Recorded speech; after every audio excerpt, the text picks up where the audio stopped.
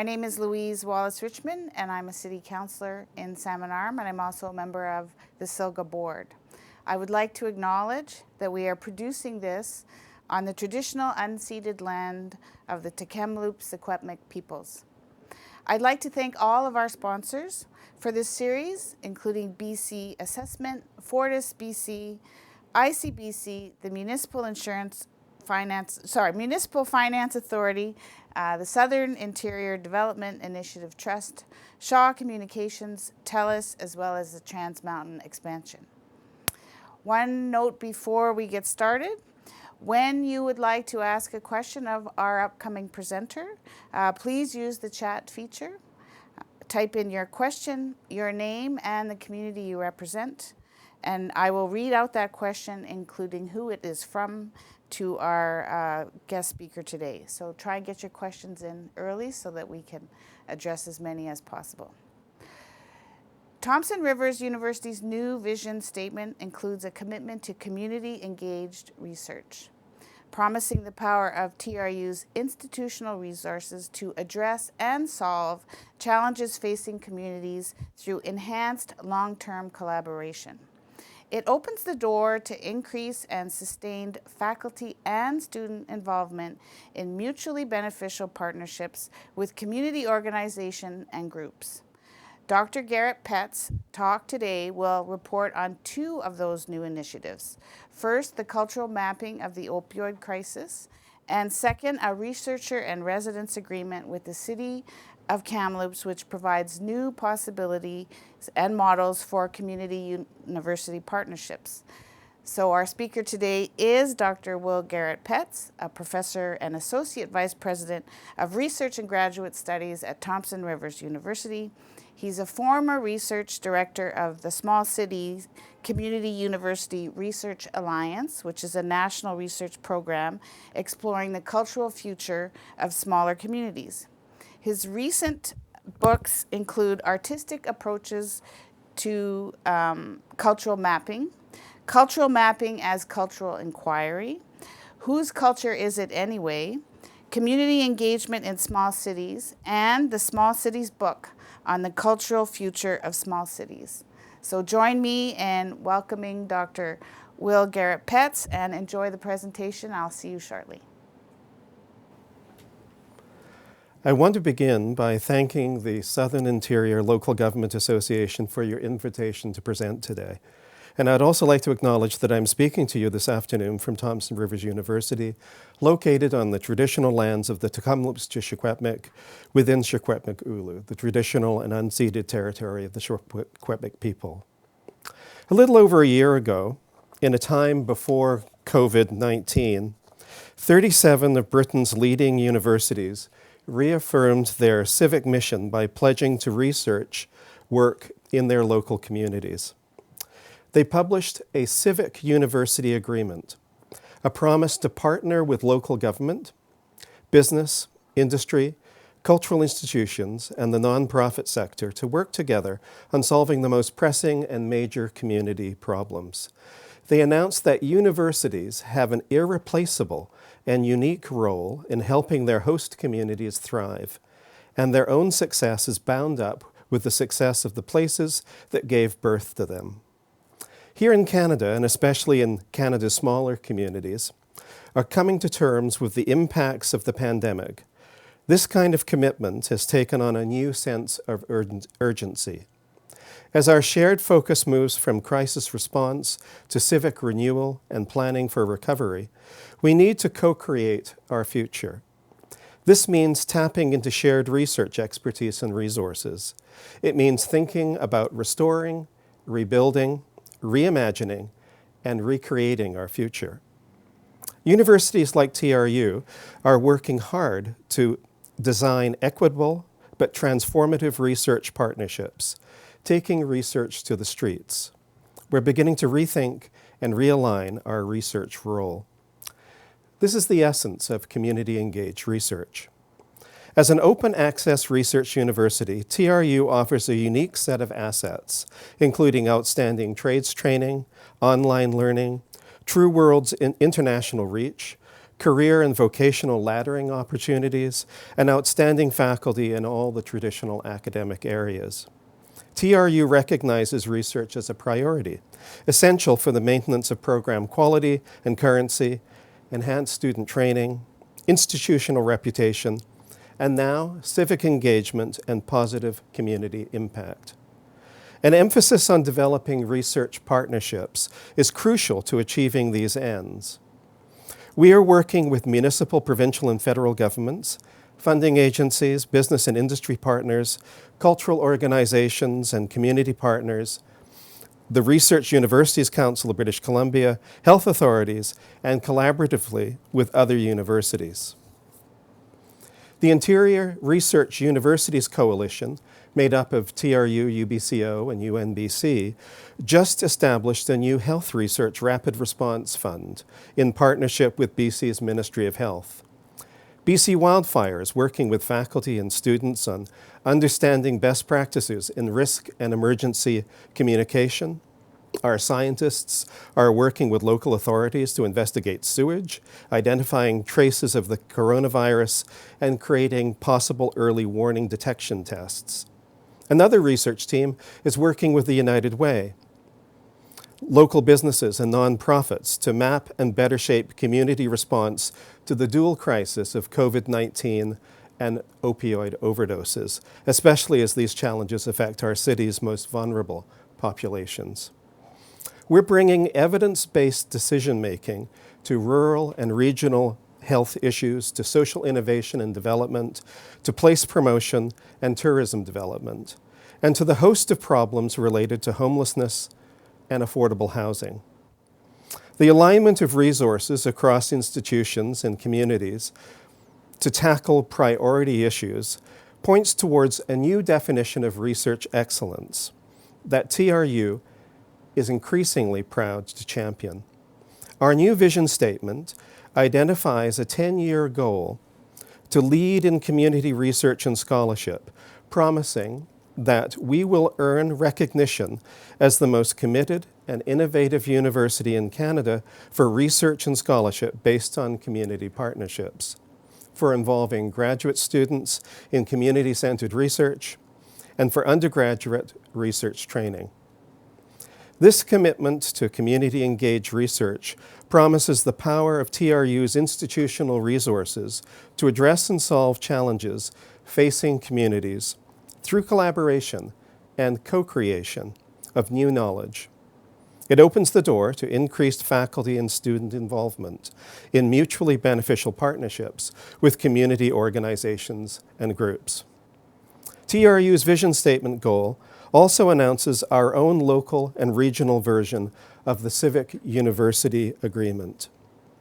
It points to a new spirit of community-university collaboration rooted in a philosophy of community engagement that is linked to action research and social justice, the application of research-informed solutions to the wicked problems facing us in the wake of the current pandemic. TRU has a long history of linking research to community-driven issues and initiatives, beginning most publicly with the Small Cities CURA. CURA is an acronym for Community University Research Alliance, and our collaborative research program began in the year 2000, funded by the Social Sciences and Humanities Research Council of Canada. Ours was one of the first alliances funded. It was led initially by the Kamloops Art Gallery, with the university as the academic partner organization. The Research Alliance boasted over 20 projects and championed an arts-informed approach with commitment to public participation and to public exhibition of research results. Civic engagement processes often involve arts-based methods and the use of artistic tools, pens, paint, collage techniques, mapping and drawing, theatrical performance, audio walks, songwriting, model building. These approaches and methods are thought to draw out the everyday creativity of the participants, break down personal and institutional boundaries, give license to playful exploration, encourage fresh perspectives enrich dialogues, and make the engagement process visible. The lead role of the city's art gallery amplified and to some extent legitimized the importance of artistic practice as a form of inquiry. It encouraged the engagement of artist researchers in a series of projects and interventions. The arts were instrumental in making our research projects visible and encouraging citizen participation. Over the years, and through the Cura, we've learned a number of things about research engagement in smaller communities. Here are some of our takeaways. Place, people, and participation are the 3 Ps of the creative small city. Through extensive discussions with community, field research, and a review of the literature, we identified 4 keys to a culturally healthy small community. Whether it's called downtown in Canada or Main Street in the United States, the wealth of the downtown business district is vital. But economic health is tied to the community's sense of history, to community participation and growth, and to cultural policies linking the city or town center to its outlying areas. We learned that large cities are not necessarily the privileged centers of creativity. How unlike the cultural district assumptions informing planning and development in large cities, it is the peripheral areas of the small city that tend to attract artists and creative attention. Municipal policies must support this configuration of grassroots creativity, local culture, and self-representation. We know that the presence of universities and colleges results in more competitive cities, and that small cities, which are also capital cities, tend to rank higher for quality of life and economic sustainability. Our work convinced us that we need to develop size-appropriate theories, metrics, to measure small city progress and sense of place. How things get done in smaller communities can be very different than the practices and processes of big cities. Networks and social ties are different, allowing for greater distributed, as opposed to privileged, access to decision makers and those in positions of community authority.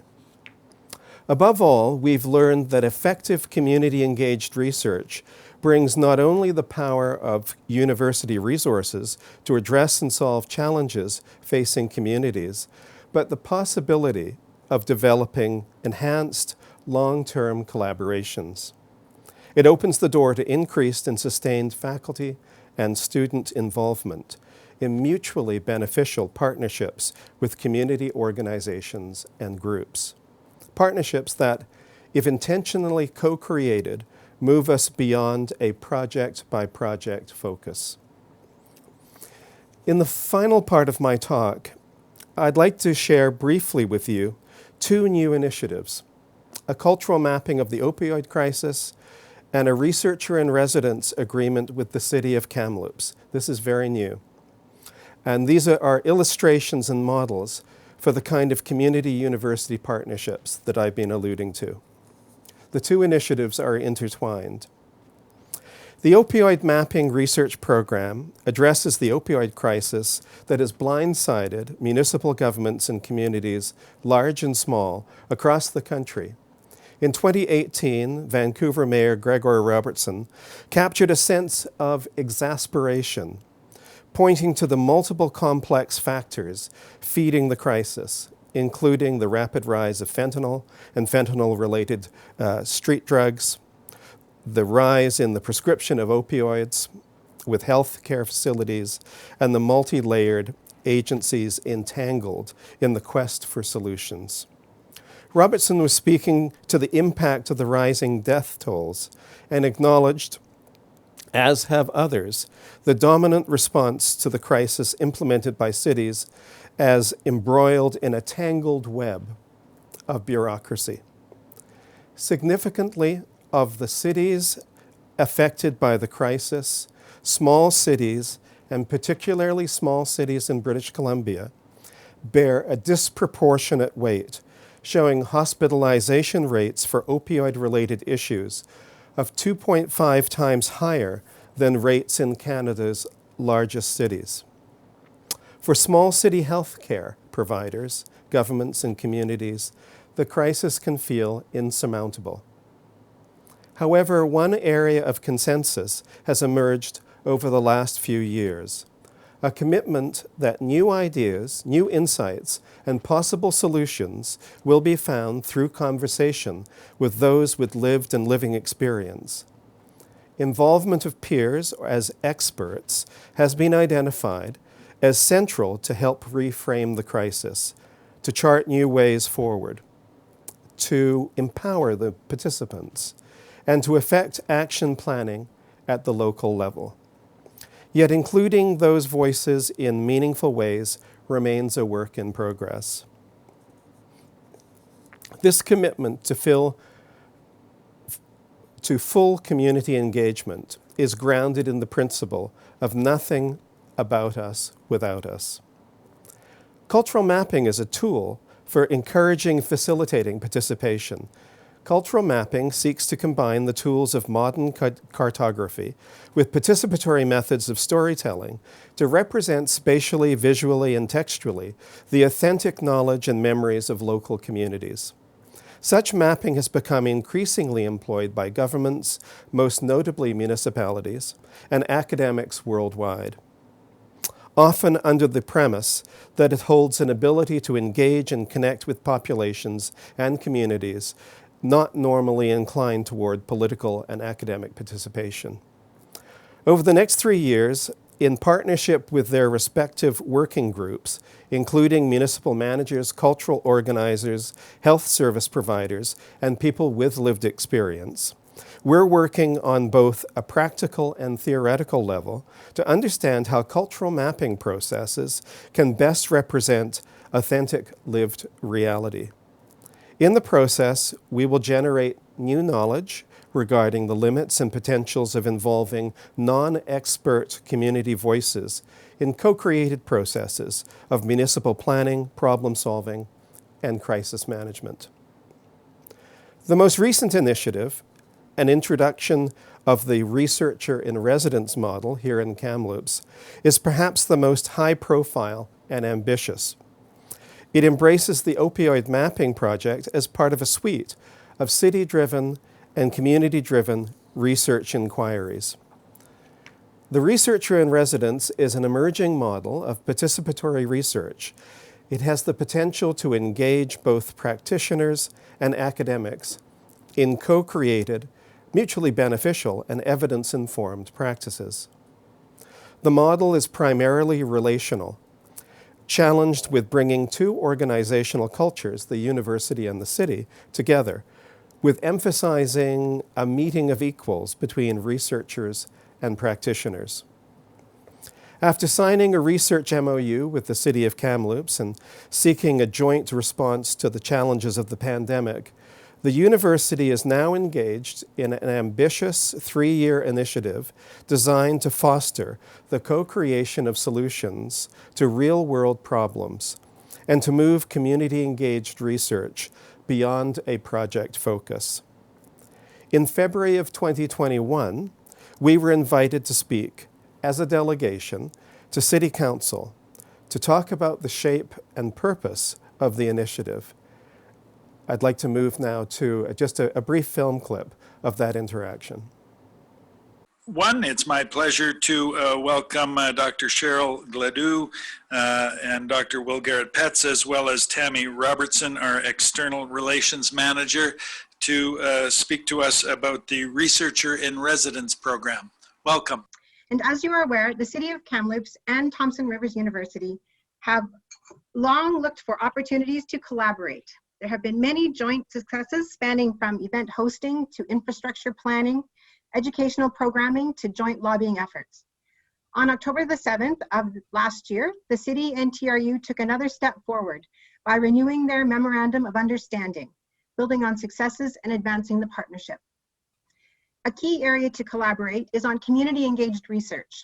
The city and TRU have been discussing this opportunity for some time, and last summer took the conversation to an official level when council approved a joint researcher in residence position. The position and its incidental expenses are co-funded by the city and TRU, with much gratitude to MyTax for their significant contribution to the initiative. Thank you very much to Council for this invitation to present. Very excited to do so. Let me just elaborate on some of the things that Tammy has already said and give you some sense of our vision for the researcher in residence model that we're introducing, and then we'll introduce live and in person the researcher in residence, Cheryl Gladue. The initiative is indeed both a person, Dr. Gladue, and a model for changing the way the city and the university collaborate. The city will benefit through the researcher in residence presence as I mentioned, an embedded researcher in terms of such things as project development, workshops, project management, coordination of university resources, and alignment with municipal objectives. But it's also anticipated that the Researcher in Residence initiative and the resulting research outcomes will provide a model of community-engaged research for other small cities and smaller communities across the country.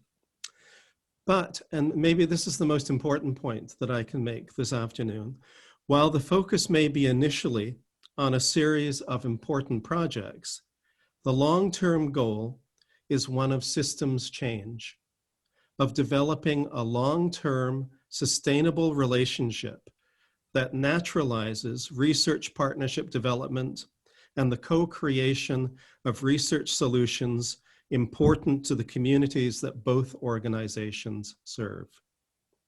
If I may, I'd like to add a personal note of appreciation for the vision and leadership shown by Council in championing this initiative. The researcher in residence model promises a whole new way for cities and universities to work together. I just wanted to stress how thankful I am for this opportunity, and I don't have a great deal to add to what Dr. Garrett Petz just said, but to stress maybe that this project is very much a team effort. There are, of course, the folks at TRU's Research and Graduate Studies who've been onboarding me, along with your colleagues, Tammy Robertson and Bob Berger over the last couple of weeks. And in a short while, we'll be bringing in a series of students who will also help with the project. And so I've played a lot of team sports in my life, and you know, studied collaborations, that sort of thing. And I guess what I want to say briefly here is that while we're undertaking this project, you know, we're going to do a lot of learning together, and I think that's what students are good at, is learning. My job and the job of the students and the people working on this project will be to learn both from you and with you, and from members of the community and with members of the community. I'm going to actually be, once the COVID is under a little bit more control, I'll actually be physically at City Hall. And I really welcome the opportunity to have conversations, longer conversations with you as individuals, as groups of people, to so that we can make sure that what we're doing fits. And if it's not the projects we're working on annually as a group, but maybe making connections with the university and other researchers who are interested in community-oriented projects. I see this as a really, really wonderful opportunity for myself personally, but also to be part of a program where we're basically studying ourselves in this model, to see if this model might be interesting to other cities and other communities as one they might consider replicating as well. Well, thank you very much, and welcome, Dr. Gladue. You wouldn't be aware of this, but in the early 1980s, I went to Caribou College and I took a class from, in those days, Mr. Garrett Petz in English 229. And despite that obvious flaw in my academic preparation to become mayor, I am a firm believer in the relationship between post-secondary education and the communities in which they are situate. And, you know, I have said many times that the city's decision-making would be better informed by research and that research being conducted right in our own backyard, as it were, to give a Kamloops lens to the kinds of problems that we are faced with every day. Initiatives like these, community university collaborations, speak to the special zones of contact at play when universities engage in smaller communities. Taken together, they provide models for rethinking research. Significantly, each was driven by the community partner, and each seeks to form an extended research-based relationship. There's a message here for universities, a challenge even. Some traditional research practices are sufficient and appropriately removed from the everyday. They can be treated as projects. But effective community-engaged research requires more of a systemic and sustained response, a focus on transforming research relationships, a coming together of the university with communities in a spirit of co-creation, mutual respect, reciprocity, and when dealing with Indigenous communities, reconciliation. Our university is committed to achieving such goals to, in the words of our new mission statement, earn recognition as the most committed and innovative university in Canada for research and scholarship based on community partnerships. This is what it means, we feel, to be a civic university.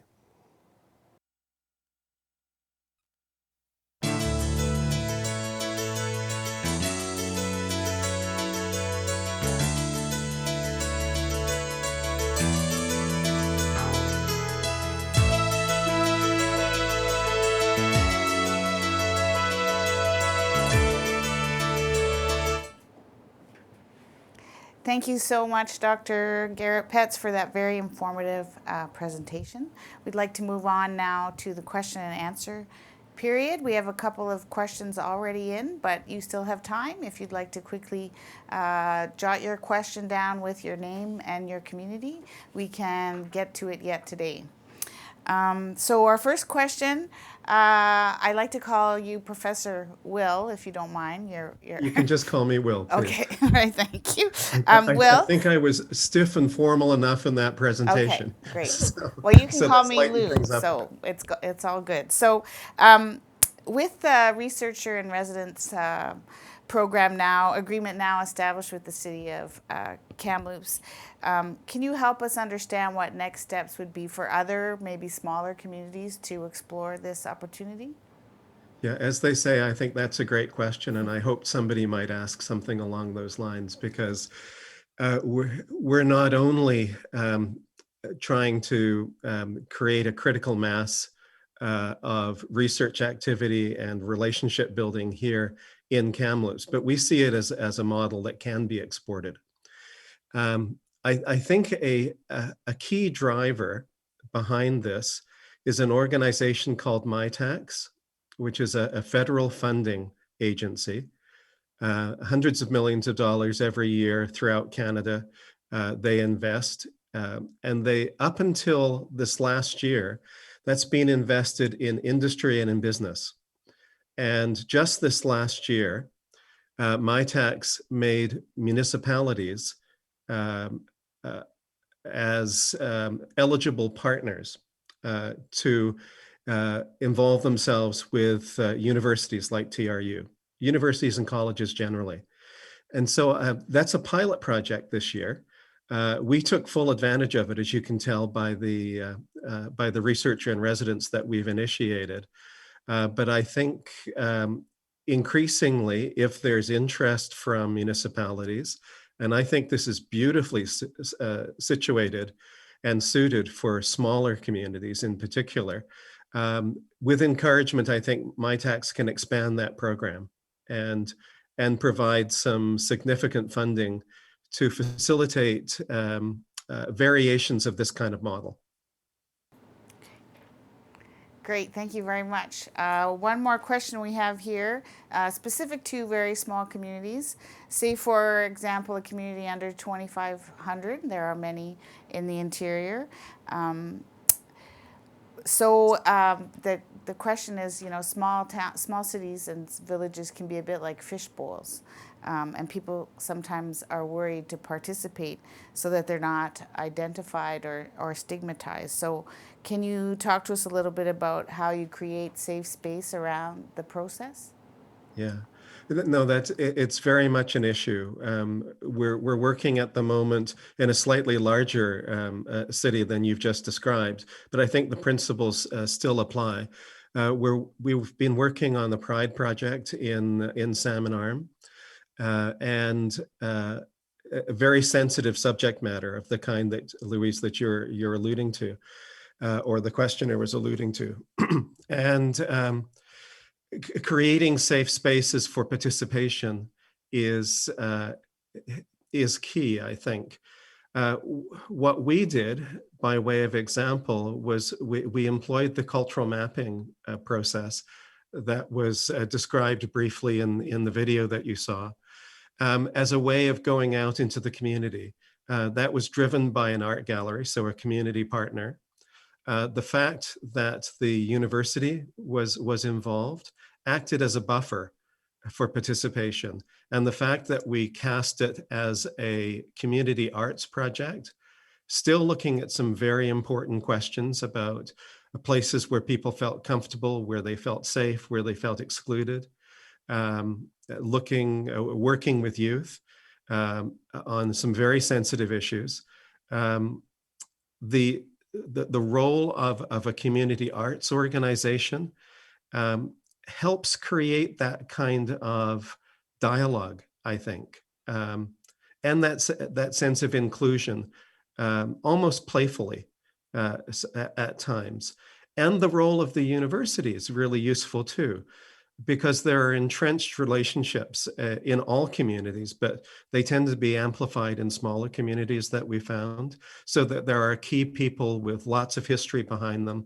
And if you don't involve Frank over here or Susan over here, then there can be all kinds of frictions going on. Well, the introduction of a relatively neutral partner like a university or a college can help mediate that.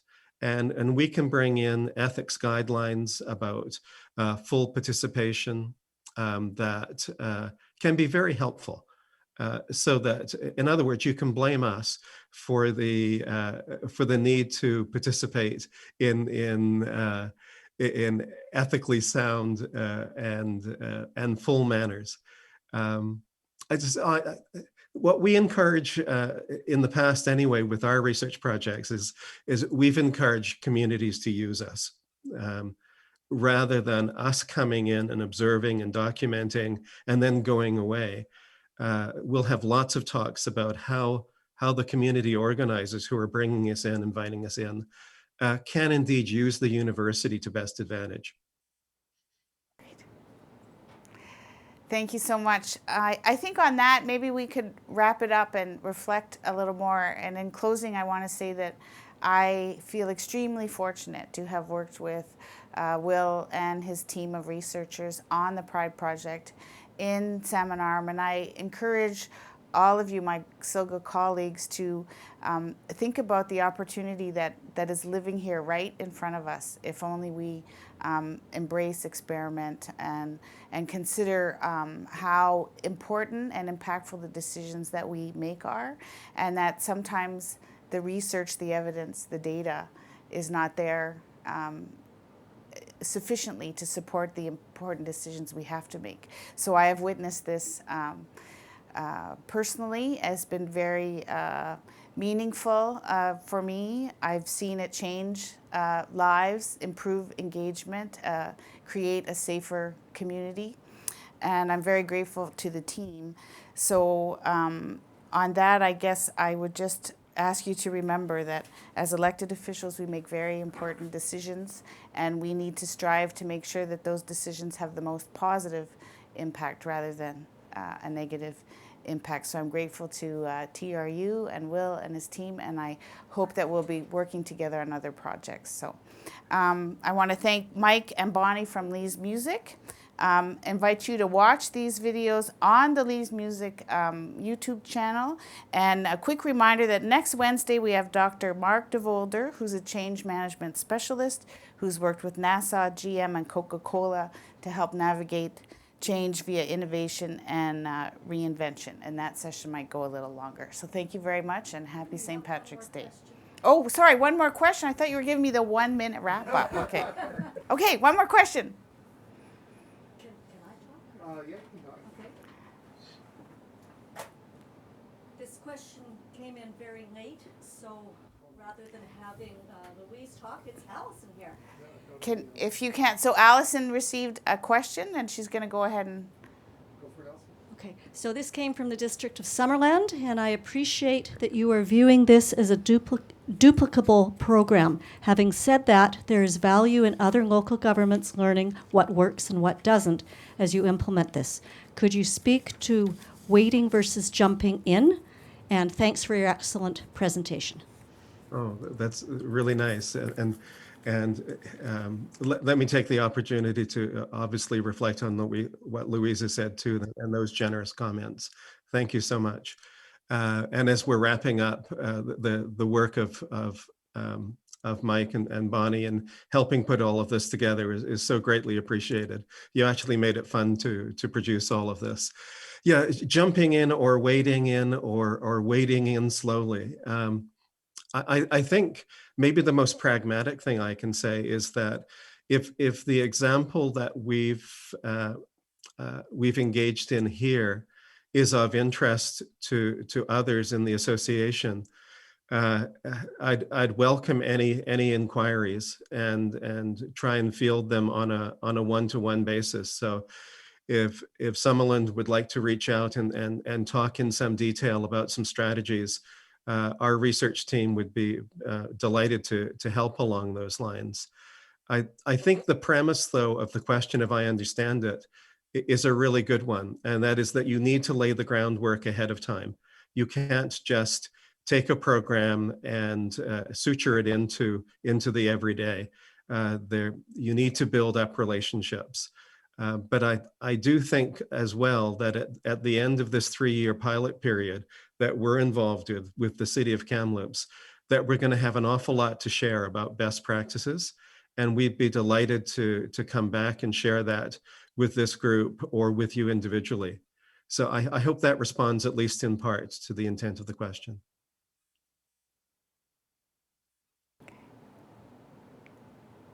All right. Thank you for that question, the District of Summerland. So we're starting a conversation, and I'm very hopeful that this conversation will continue as we continue to meet virtually. Of course, you know we're having our AGM in April, and then hopefully, with any luck in 2022, we will gather in Salmon Arm for actual in-person conversation. So I want to thank the team again here that puts us together. It's a great to be out in the big city on a beautiful St. Patrick's Day. We look forward to hosting you again next Wednesday, and thank you for everything you do in your communities to keep each other safe. Have a great day. Thank you.